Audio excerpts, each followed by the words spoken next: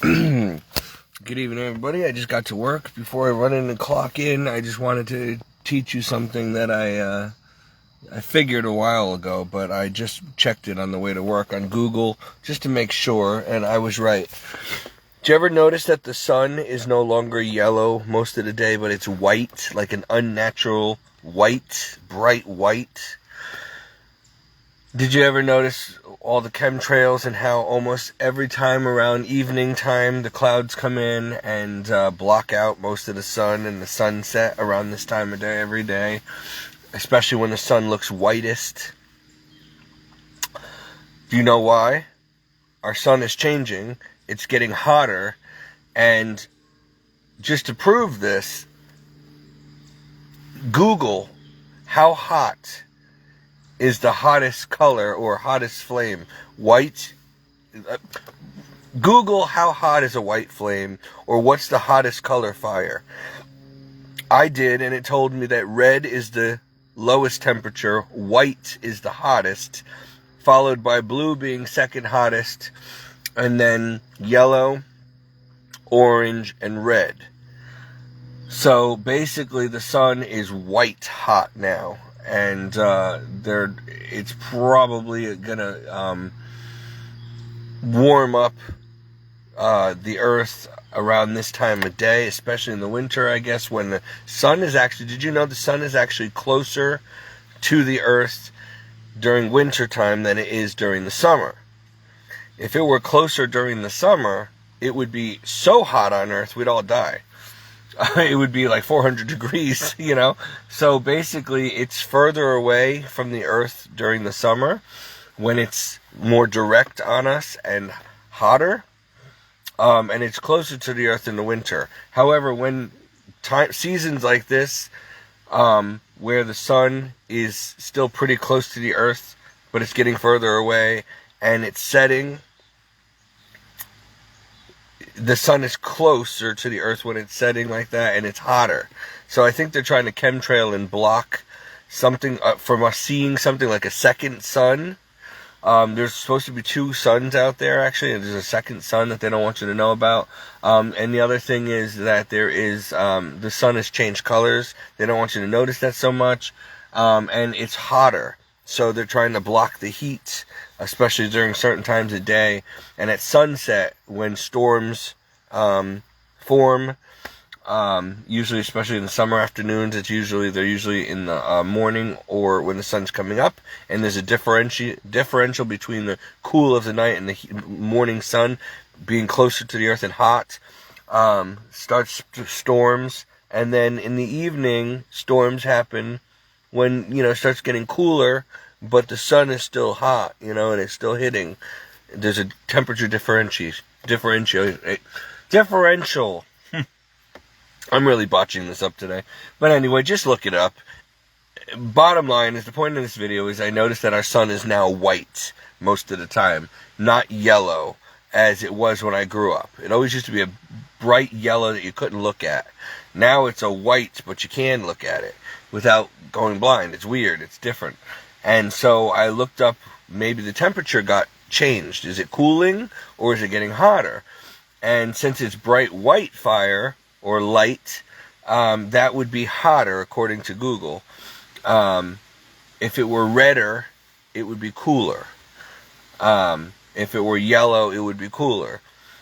So look up the difference in temperatures. I'm going to post a photo of it also so you can see. But unfortunately, they always use Celsius, and I don't know how to read Celsius. I only know how to read Fahrenheit. I want to know what it says in Fahrenheit. But anyway, that's it. So the sun is white now. It's not yellow anymore. It hasn't been yellow in many, many years. I remember turning white somewhere around 2015, 2014. And it's all the time. So it's got to be the fire, the heat of the sun. The sun will grow larger, not shrink. And then when it gets to be a super red giant or whatever, it actually is cooler, but it actually will collapse in on itself, and you'll get an explosion or a black hole. That's what I was always taught in school anyway. So I know a lot of useless science information that will never apply to our life, especially as a Christian. It doesn't matter. But I'm just saying, for those of you who are interested in science and weather and nature, I know a lot. That was always my subjects in school. Science, weather, nature, biology. I loved it. Earth science especially, I excelled in it. And I guess I always like to know how God did things, and why. And so science does not debunk God's existence, it actually further proves it.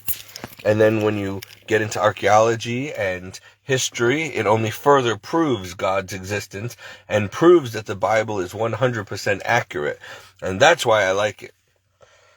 Plus, I'm just a busybody. I like to know everything and, nosy, and I want to know what's going on and why and how it's created and how it works and all that stuff. So that's me. I invested my life.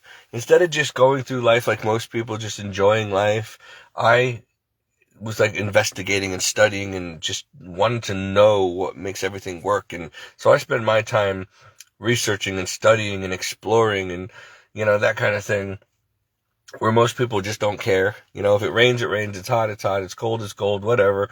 And they just enjoy their life and they go to the beach and they drink and they waste their life, But at the same time, like the wisdom of Solomon will teach you in the Bible, that really, no matter how you spend your life, it's all useless and futile if you don't have Jesus. If you're not living the way God commanded so that you can go to heaven, if you end up in hell at the end, then it doesn't matter how you lived your life or what you learned. It doesn't matter if you know all the secrets of the universe and how everything works and how God did it. It doesn't matter if you don't make it to heaven. So, whether you waste your life drinking and sinning and having sex and gambling and just enjoying your life, and then you end up in hell, or you waste your life being Albert Einstein and trying to figure everything out and maybe even trying to disprove the existence or need for God, when you die, if you end up in hell, it's all for nothing. The only people that are going to benefit at all are Christians who actually make it, not Christians that are apostate and lukewarm who are going to be thrown into hell, but real Christians who are actually going to be saved. And guess what?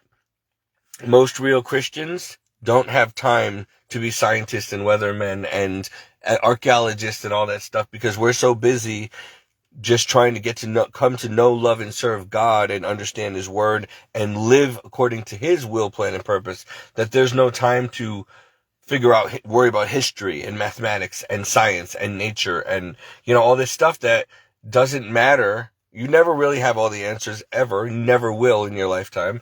And it doesn't matter if you're going to end up, when you die anyway, and we all die. So what difference does it make? I mean, it makes you think twice about how you're going to spend your life. Are you going to waste your life being, let's say, an artist or a mechanic or a weatherman or a storm chaser or a scientist or whatever, or an astronaut, only to die and then go to hell for all eternity because you didn't live for God? You didn't spend that time on more important things like becoming a saint. But, you might have been a top scientist, but who cares? You're going to die, and none of that's going to matter when you're dead. And it might help others that you left behind who are also trying to be scientists, but then they die, and it just doesn't... People, who cares how God does it? You're missing the point. Why don't you just enjoy what God has created and let God be God and let Him keep the secrets of the universe to Himself? And He'll teach you when you get to heaven, or and just enjoy and be like, wow, who cares how it all works? Just enjoy how beautiful it is and that it does work. Like, how can you enjoy a sunset if you're going to sit there doing mathematical equations in your head and trying to figure out the proximity of the height of the sun to the earth and how hot is the sun and why is it this color and what about that and how does it work and why does this happen and who cares? Just enjoy it. Like, why do you need to know everything? I mean, what is it going to change? It doesn't matter even if you figured it out. I don't care if you figure out that the sun is really a light plugged into the sky somehow with an electrical cord attached to it, and, that's how God does it, and we're all living in a snow globe. Who cares? When you die, it's not going to matter. And all that's going to matter is, did you spend your time on earth living God's way? so that none of that really matters. All that matters is that you come to know, love, and serve him and make it to heaven?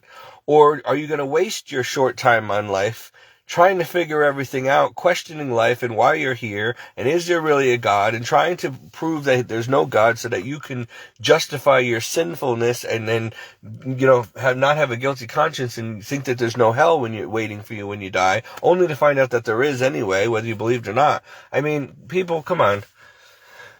Life is so short, and we waste it trying to get to Mars, trying to get to black holes, trying to get to Jupiter, trying to, figure out what's at the bottom of the ocean, trying to figure out what makes the stars the way they are, who cares? And then most people are using science and history to try to control people. Why don't you just be about your Father in heaven's business, as every Christian is commanded to be, as every human is commanded to, and not worry about all this other stuff? Who cares? This world won't be here forever, and even if it is, you're not going to be here forever to see it. So why don't you just stop wasting time trying to nitpick and figure everything out and pick everything apart? And, it's like a child, okay? You have a teddy bear. You give him a brand new teddy bear, and you pull the cord, and it talks, right? But the child, instead of just enjoying the talking teddy bear and saying, thank you, Daddy, for I love my toy, and hugging, and just enjoying having fun playing with it, if they're anything like my dog, they've got to figure out what is making the talking sound inside, and why, and where is it, and why is it squeaking, and how does it work? And so they rip the toy open and break the toy just to find an ugly mechanical box in there, and it destroys the magic and the mystery, and okay, now they don't have a toy to play with, and they wasted money, and they wasted time, and, what's the point? And ruin the magic? I mean, now you can't enjoy the toy, because the toy's in pieces, and okay, but you figured out how it worked. Alright? If you fall in love with somebody, a husband, wife, or a child, you have a child or whatever, you love your mom, you love your dad, you love your sister, brother, your husband or wife, or child, son or daughter, you don't say, oh, I love you so much, now let me cut you in half, kill you, and dissect you so I can figure out what's inside you and how it works. I want to see your heart. I want to see your intestines. Nobody does that. If you want to do that, be a medical examiner, work on corpses. But when you're loving somebody, you don't sit there worrying about, gee, I wonder what their brain looks like, and let me crack your head open and kill you so I can see what your brain looks like. No, you love the person as they are. You don't think about all these stupid, unnecessary details, It's not important. What's important is that you love the person and spend time with the person and enjoy their company while you have them alive, But we have it all wrong. Man is so inquisitive and trying to be God and trying to know what only God knows and what God needs to know that we waste our short life down here, and then we miss the boat. We end up in hell because we lived for ourselves and for doing what we wanted to do and trying to figure out God and how he makes everything work. Why? So that do you think that once you figure it out that you could be him? That you could do what he does? You don't have power. So, people, just don't miss the forest for the trees. Okay? I think a lot of us are so busy nitpicking everything. It's like I have certain friends, they drive me crazy, right? For example, let's just go to the beach for 5 minutes. Let's just go and have our sandwich on the beach. We'll sit there in the sun and before we go to work, and maybe if there's time, we'll grab our bathing suits in the car and we'll take a jump in the water and then go to work. But, okay. Well, gee, can we park here? Yes, don't worry. Do you have your parking ticket? Yes. Oh, I don't know. Are you really in the right parking spot? Are you supposed to park? Yes. Did you bring your bathing suit? Yes. Okay, can we sit over there on those benches? Yes. Are you sure those are for us? Yes.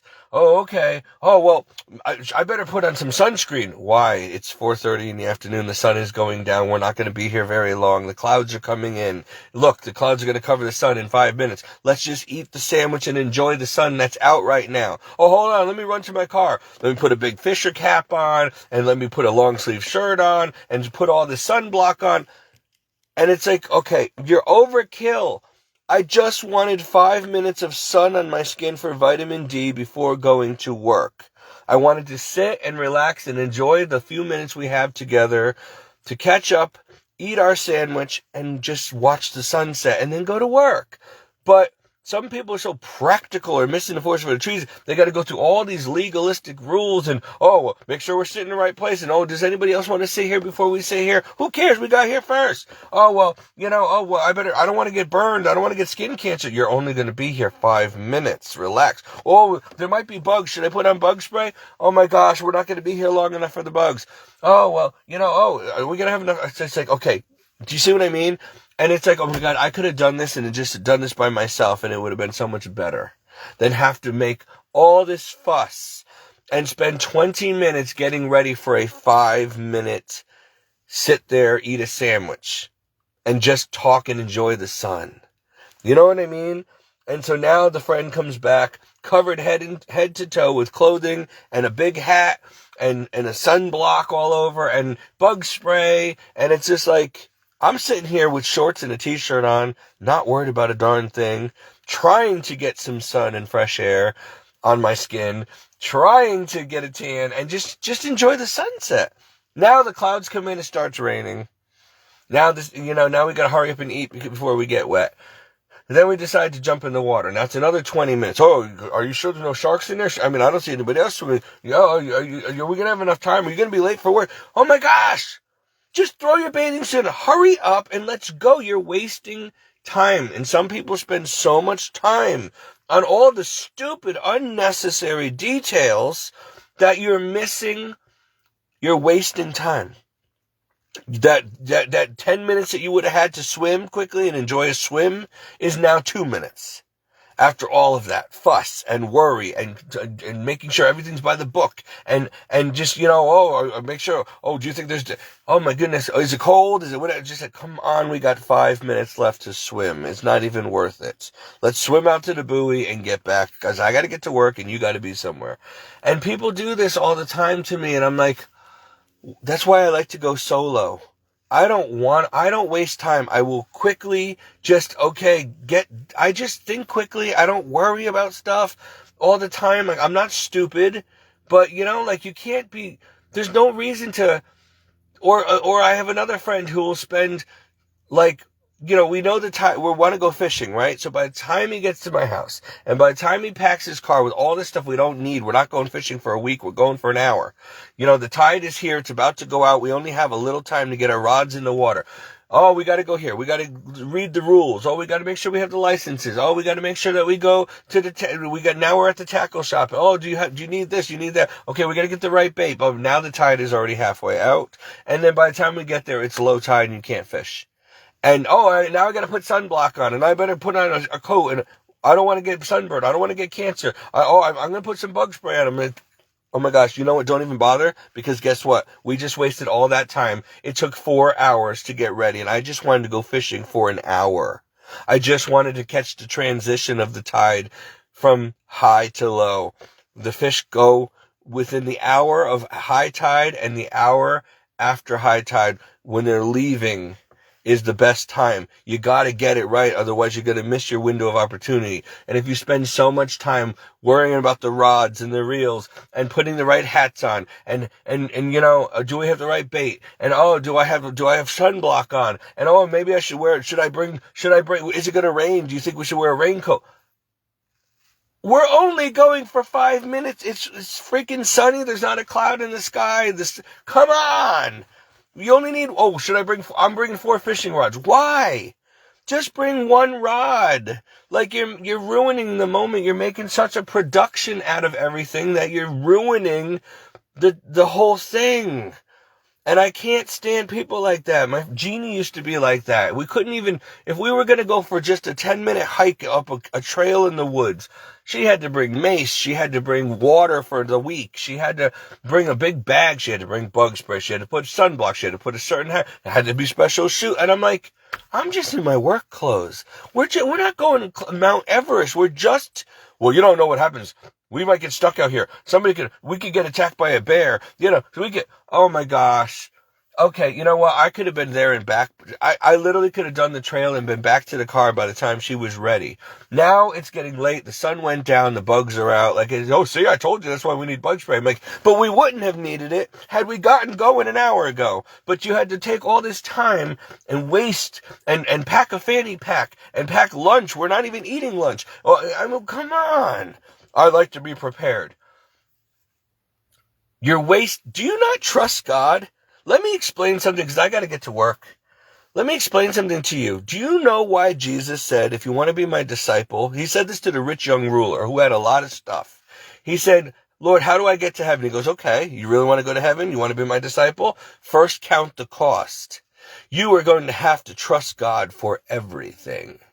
You're going to have to trust him with your life. So go, sell all you have, leave your family, give the money to the poor, and come and follow me. Pick up your cross daily and follow me.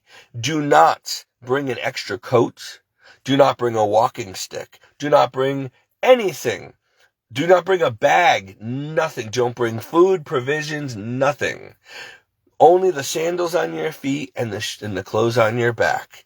God will provide the rest. So you're going to have to trust him. It might not be comfortable. You might get a little cold, a little wet. You might not have a pillow to lay your head down on. You might be a little hungry sometimes, but you know what? You'll be okay. You're walking with God. That's why it's called the road of the cross. It's not meant to be comfortable, cushy, pleasant. That's not Christianity. And a lot of you Christians are making a bad mistake, and it's going to cost you your eternity, because you're not truly loving God to the point of being willing to shed your blood for him, to die for him, to be uncomfortable for him. You also don't believe in him enough that he will provide your every need, not when you want it, but when he says you need it. He's never late. He's never early. He's always right on time, and he knows what he needs to do for you. Most of you are like Peter. You want to walk on water, but then you sink because you don't trust that God is actually going to let you walk on the water, with him. You start walking on the water, and then all of a sudden you get nervous. How is this possible? And now you start having to nitpick everything. And, oh my goodness, this isn't possible. How is he doing this? This defies science and nature. And then you sink because you missed the forest for the trees. It was Jesus with you that was making it possible. It's called supernatural, not natural. It's not possible without God. But all things are possible with God, not man. So man should just shut his mouth and enjoy the walk on the water instead of trying to figure out, oh, how is this happening? How does it work? How does he do this? Oh, this isn't, and then you sink. That's why you sink. Because that's why you don't experience supernatural things and miracles in your life, or why you don't see things like ghosts and demons and whatever, because you don't believe. You don't believe, you block it. You got to question it. And even when you do see something, Jesus could show up in your bedroom and you would deny it. Maybe it was something I ate last night. Maybe it was a bad dream. Maybe there was something with the sun and the microwaves and it made me delusional and I was seeing something that wasn't really there. Or it was really him and you're not going to know that, because even when he's standing right in front of you, you don't recognize.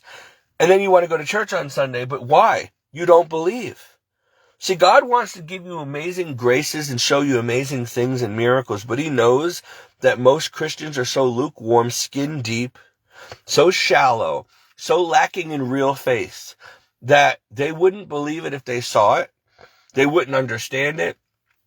They wouldn't just trust. They'd be afraid. All kinds of, he can't do with most people what he wants to do. Like what he wants to do with Peter and the apostles. Because most Christians today are so afraid that they might not be really a God. So they go to church just in case. That's not going to get you to heaven, by the way.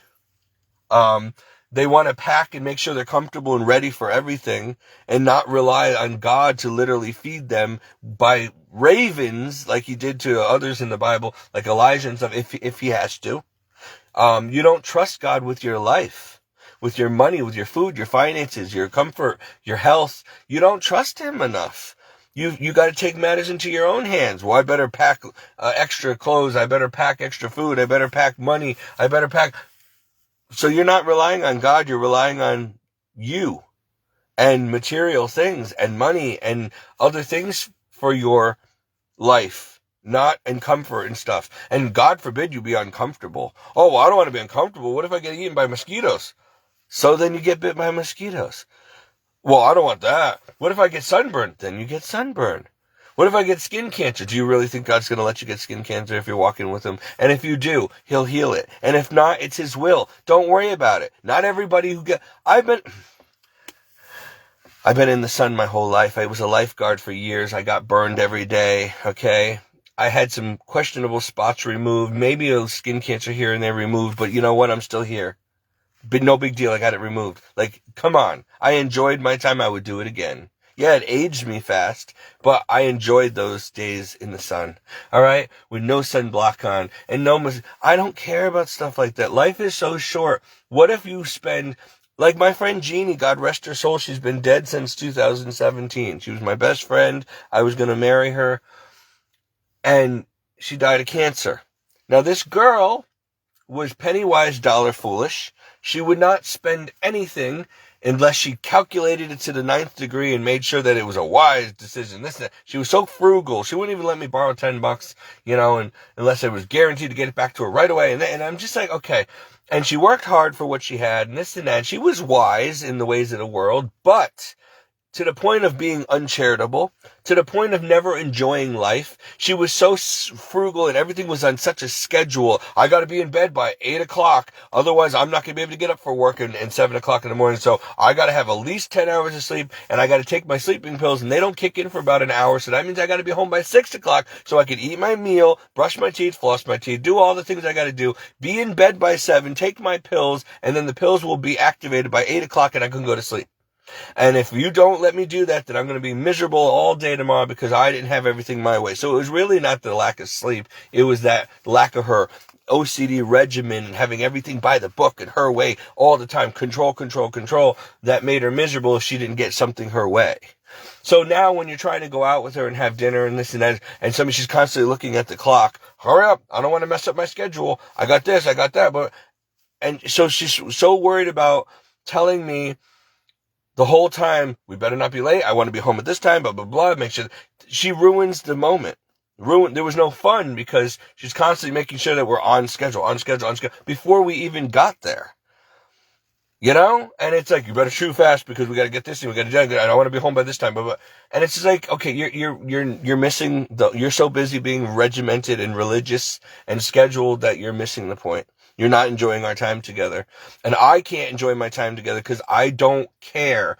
I understand that I have to sacrifice an hour or two of sleep sometimes in order to have a good moment in time with you, in order to be able to make it all work. It's okay. I'm not going to die, but everything was about her beauty routine and her teeth routine and her pill routine and her vitamin routine. And so what I'm saying is this girl still died of cancer very young, even though she was so ridiculously overkilled, perfect when it came to regimen and schedules and being on time for work and getting everything done and dotting all her I's and crossing all her T's and making sure she had perfect health regimen and chewed all her food 23 times and only ate healthy stuff. And she still died of cancer.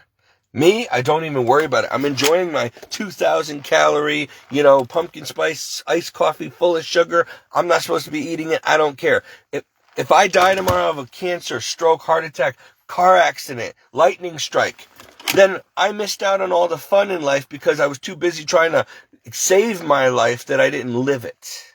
I didn't enjoy anything because I wanted to make sure I don't want to drink that because I'll have wrinkles. I might be dead before I get old and have to worry about wrinkles. Or I might get skin cancer. So you never enjoy the sun? Well, I might get eaten by a shark or a jellyfish. So you never swim in the ocean? Oh, well, oh, come on, people. Would you live? God gave you this world to live. And if you're a Christian, you cannot live in fear and anxiety and worry about all these stupid things.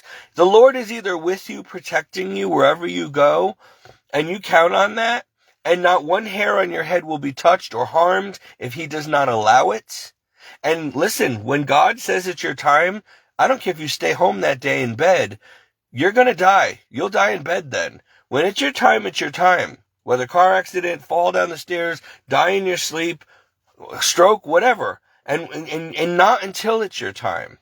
God will keep you alive if you're really walking with him and serving him, if you're doing this right, you don't have to worry because you will not have an untimely death no matter what happens. Your plane could crash and 400 people could burn up, but you will be alive.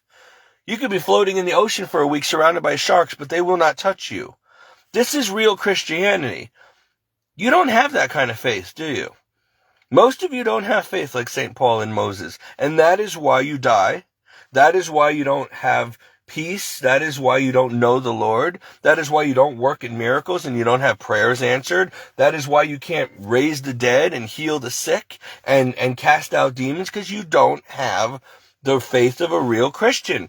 You're too busy going to work 9 to 5 or 80 hours a week trying to make sure that you produce for yourself nice cars and nice things. This expensive Buick that I could never afford on my own was given to me by God through somebody. It didn't cost me a dime. God knew I wanted this car, and I would never be able to have the money to buy it. And I wanted it, but I was willing to take a rusted car with no doors just so I can get to work. And because I humbled myself and said, Lord, I don't care if there's doors on the thing. I just got to go to work and make a living. As long as it gets me to work, it doesn't need to be nice and comfortable. I would really like one of those Buicks, like fully loaded Buicks, but I'm not going to ask you for that. What did the Lord do? Gave me the Buick I wanted because I was trying to get a rusted piece of junk with no doors. Literally, because I couldn't afford anything and I just needed to get to work. That's what I'm saying. Don't say nothing. It's impossible for God. Now I'm asking for a specific house. It is impossible. But I'm still believing I'm going to get that house. Because I'm not asking for the house I'd really like, which is, well, I really would like this house, but I could ask God for a mansion. I mean, wouldn't I rather have one of these mansions down the street than this little old, tiny little rickety farmhouse? But I'm like shooting low. I'm like, Lord, that farmhouse, the reason I want is it's small and easy and affordable and the taxes are affordable and it gives me just enough property and privacy for what I need and what I can handle taking care of. And it's affordable. I can't find a better deal around here right now. And I like it. It's enough for just 1 or 2 people. It's fine. I mean, I could even raise a family in there if I had to. It's like tiny home living. So I don't need a lot. And I don't want to have to work really extra hours just to have something nicer. Who cares? If I got to work 80 hours a week, I'm not going to be able to enjoy the house anyway. I'd rather enjoy my home and work full-time or part-time and enjoy the home. So I'm shooting for this little place and and I'm hoping God will give it to me. He might give me something bigger and better. He's known to do that. I ask him for a glass of water. He gives me a Poland Spring truck. So that's God. But in the meantime, I have to trust him for everything, literally. And no matter what it looks like, no matter how sick I feel, because I have a lot of health issues, no matter how impossible it looks, I know that with him, nothing's impossible. And that's my hope. And I keep going. And that's it. I live this way. This is how I live. And by miracles, literally, I do what I can, which isn't much. And God he fills in the blanks. He does everything else. He knows I can only work part-time right now because I've got a lot of health issues and all kinds of stuff, and I'm taking care of Donna and all this stuff, but so I can't right now work full-time. And he understands that. But whatever I do for him to the best of my ability, and I also make time every day to glorify him, to pray for others, to make videos, to evangelize. I'm working for him first and foremost, thinking about him every day, bringing him along for my journey, depending on him as if I'm a 5-year-old child sitting in my father's lap. And that is it. Daddy, can I have this? Yes or no? Okay. Daddy, I need you for everything. And that's it. That is Christianity. But people are making a mountain out of a molehill, and they're trying to live a worldly life, and they're not living a holy, modest, holy, sinless Christian life, totally dependent on God and with self-control. Like, God doesn't want you to eat the whole box of donuts, maybe one, and you want to have the whole. Or God doesn't want you to go drinking every week with your friends at a bar, but you want to do that. So you can't do both. You can't have God properly and then have the things of this world properly, like to the full. One or the other. You'll either love God and hate the world, or love the world and hate God. Christians are not allowed to do all the things that most people in the world take for granted. We're not allowed to drink and do drugs, excessive drinking, I'm saying. We're not allowed to get drunk. We're not allowed to sleep around. We're not allowed to watch pornography. But we're not missing anything, because all that stuff is filthy. It will condemn your soul to hell. It will make your body sick. It will ruin marriages and relationships and families. And why it can make you sick. You get diseases. You could die. It ruins your organs. All these things that you people live for that you think that's life to the fullest. No, Christians' life is to the fullest. We don't need to do all that, and we're fine. We're fine. We live longer. We're healthy. We don't have the issues and the stress you have, and it's okay. I haven't slept with anybody since I was 31, and I'm 43 now. And honestly, I could actually say I wish I was still a virgin. I wish I waited till marriage. I really know, and I had a lot of sex, a lot in my life. Now I'm just ashamed of it. It did nothing good for me at all, only bad. And I wish that I could say at 43 that, you know what? Just like I can say I never did hard drugs. I've been around them. I tasted cocaine. I never did it. I did smoke PCP once because somebody tricked me and gave me a blunt. And, I ended up smoking because everybody else was doing it, and it was laced, and it almost killed me. But other than that, and shrooms, one time I figured, how bad could they be? They're natural, whatever. That I wish I never did, and I'll never do that again. I never did acid, praise God. I smoked some weed, but I always had bad reactions every time.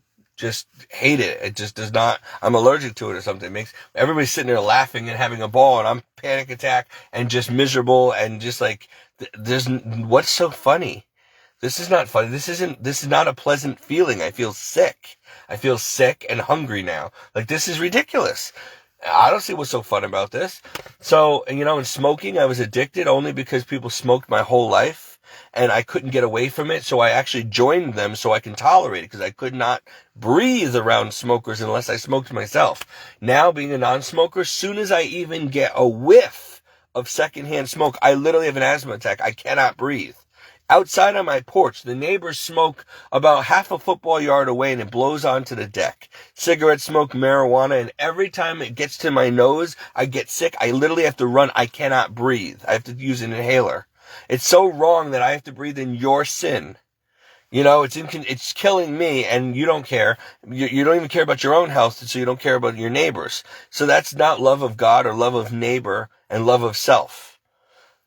You don't care about your own health, and you're endangering mine, and I don't want to smell it. I'm just saying, whatever. So we're getting off subject here. I gotta go. But the point is, people, if you're going to be a real Christian, you can't do all of this unless God allows it. You have to go all in for God and let God give you only what He wants you to have, and it's different for each one of us. Depending on what His will, plan, and purpose is for your life. Remember, you're not living for yourself, you live for Him. You're owned by Him. You're His slave, servant, employee, and son or daughter. It is no longer you who live, but He who lives in you. You die to self, the flesh, the world, and the devil, and live for Christ alone. Otherwise, you're not going to heaven. And most of you Christians, you got 1 foot in the world, 1 foot in the kingdom. No, it's really 1 foot in the grave, hell. You're not, or 2 feet in hell. You're not really living. You go to church, you believe in Jesus, you try to be a good person. Maybe you don't break all the commandments, but you're still living for self, for pleasure, for vacations, for nice homes, nice things, to gratify the flesh, the world, and the devil, to have a higher status in life, to be comfortable, to enjoy life. And you're missing the point. That's why Jesus said the Son of Man, He's talking about Himself, didn't even have a place to lay His head at night. He was born in a manger, and he, during his 3-year ministry, had nowhere to even sleep comfortably. Okay? They slept on rocks outside. Padre Pio slept with a rock for a pillow. I mean, people, you guys worry about comfort and luxury and nice beds and nice homes and nice cars, and, you act like you're kings and queens. You deserve nothing but the best. Oh, I work hard, so I deserve this. I play hard. Work hard, play hard. I deserve the fruits of my labor. Okay, meanwhile, maybe you don't need a $70,000 car. You can have a $30,000 car or a $10,000 car, and then the rest of that money can go to people who are starving to death. But no, you gotta have, what you want, right? And you don't care about anybody else. That's not Christian. I'm just saying, people, really examine yourselves and see if you're a real, genuine Christian. Would you be able to make the decision that the rich young ruler was faced with and not mess up like he did? If Jesus came to you and said, okay, leave your mother, father, sister, brother, son or daughter, husband or wife. I know you're rich. You have a big, beautiful mansion. You have lots of things. You got a big 6-figure income job. Everybody, the world loves you. You've got yachts and polo matches and, everything that the world can offer you. You want to go to heaven? Go. Sell all that say goodbye to your family and friends. Say you're following the Lord. Sell all that you have. Give the money to the poor. And then pick up your cross and follow me and bring nothing but the clothes on your back. How many of you would do that? How many of you would leave your family, your cushy jobs, your nice homes that you work so hard for, that you never even get to enjoy because you're too busy working to try to sustain it? How many people would leave all that and then give it to someone who didn't earn it or doesn't know you and didn't earn it, doesn't deserve it, and then go follow Jesus? 99.9% of you would say no. Even I made that mistake because I had multiple opportunities to go to seminary when I was younger. And I didn't want to give up my family, my father, my dogs, my home, my acting career. I couldn't. It wasn't until God stripped all of that from me and left me no other choice that I went to seminary. And by that time, it was too late. The church has changed. We had communist regimes in there who didn't want traditionalists like me. I was old. My health was messed up. And it was more like just for God testing me to see if I would still do it. Anyway, and I did. And so it didn't work out, but at least he knows that my heart was ready to die for him, literally. I knew that there would be a chance that I would lose everything, and I did. My family left me. Everybody turned against me when I went to seminary, and it didn't work out. Even the seminary turned against me, and I ended up homeless. But I did it for God. And he knows, and I passed the test because he wanted to see, would you risk everything? All your comfort, luxury, money, jobs, reputation, family, everything from me. Who do you love more, Steve? God or all of this? And it was God. And my family and friends got mad because I loved God more than them. And that I left them for God to go serve the Lord. In Wisconsin. I didn't even want to go to Wisconsin. I'm like, Lord, Wisconsin, of all places. I wanted Hawaii or Florida, and I get Wisconsin. I'll settle on Vermont, but Wisconsin? Italy, maybe? Wisconsin? And I hated Wisconsin. Anyway, so now I'm back here. So, you never know what the Lord has in mind. I guarantee you it's not going to be what you had in mind. So, or what you want, or what you feel is you enjoy, or deserve. But that's the whole point. Dying to self and what you want. You don't have a say anymore. It's not about you and your comfort and what you want. It's about God. Giving God total control of your mind, heart, spirit, soul, life, destiny, future, everything. Trusting Him with it. Trusting Him with your life and your eternity. And then being okay with not being happy, if that's what it takes. Being okay with being in prison, being okay with being poor, being okay with being homeless, being okay with whatever God's got planned. Which I guarantee you is pretty opposite of what you would like to have, because it's not the American dream, that's for sure. It's not everything you've been raised to seek after. The hardest thing to do is die to yourself. Die to what you want. Say no to yourself.